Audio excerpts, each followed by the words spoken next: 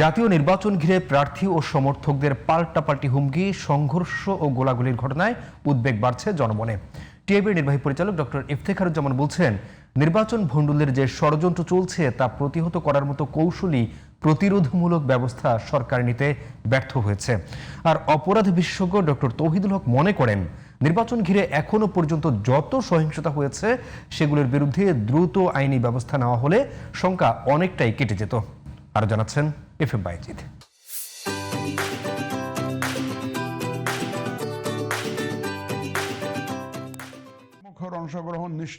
ত্রয়োদশ জাতীয় সংসদ নির্বাচন সামনে রেখে দেশের সার্বিক আইন শৃঙ্খলা পরিস্থিতি নিয়ন্ত্রণে নতুন নতুন কৌশল প্রণয়ন করেছে অন্তর্বর্তী সরকার। ভোটের দিন যতই এগিয়ে আসছে, দেশের রাজনৈতিক অঙ্গনে ততই বাড়ছে উত্তেজনা। বিভিন্ন এলাকায় প্রার্থীদের হুমকি, এমনকি প্রার্থী ও সমর্থকদের গুলি করে হত্যার ঘটনায় উদ্বেগ বাড়ছে সাধারণ মানুষের মধ্যে। নির্বাচন নিয়ে নানা ষড়যন্ত্র চলছে, যার ফলে নির্বাচনী পরিবেশ অনেকটাই ঝুঁকিপূর্ণ হয়ে উঠেছে বলে মন্তব্য করেছেন টিআইবির নির্বাহী পরিচালক ইফতেখারুজ্জামান।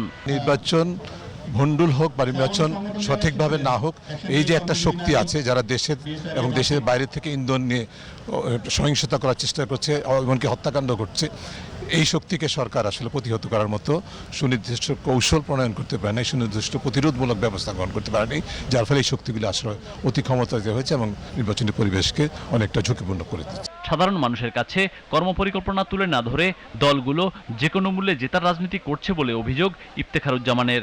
পৃথিবীর সব দেশে, আমাদের দেশেও যারা রাজনীতি করেন তারা ক্ষমতার জন্য রাজনীতি করেন, ক্ষমতায় যাওয়ার জন্য।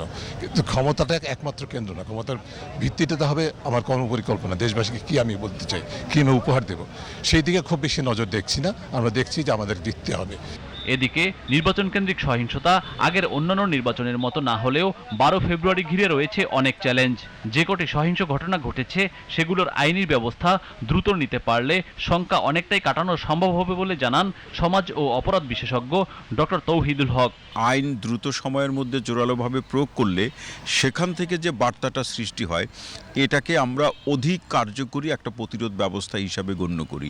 এই ব্যবস্থার মধ্য দিয়ে যদি একেবারে 12 ফেব্রুয়ারি পর্যন্ত আমরা যেতে পারি, তখন এই সংঘাত সহিংসতার সংখ্যাও যেরকম কমবে এবং একজন প্রার্থী বা কর্মী সমর্থক এবং ভোটাররাও গণতান্ত্রিক শিষ্টাচার দ্বারা যেরকম তারা উজ্জীবিত হবে এবং নির্বাচন আচরণবিধি যতটা সম্ভব কিংবা অধিকাংশ ক্ষেত্রে সেটা বজায় রেখে বা পালনের মধ্য দিয়ে নির্বাচনটি অনুষ্ঠিত হবে। জাতিকে সহিংসতামুক্ত একটি অবাধ, সুষ্ঠু ও নিরপেক্ষ নির্বাচন উপহার দিতে আইনশৃঙ্খলা বাহিনীর তৎপরতা এবং সরকারের কঠোর অবস্থানের কোনোই বিকল্প নেই বলে মত বিশেষজ্ঞদের।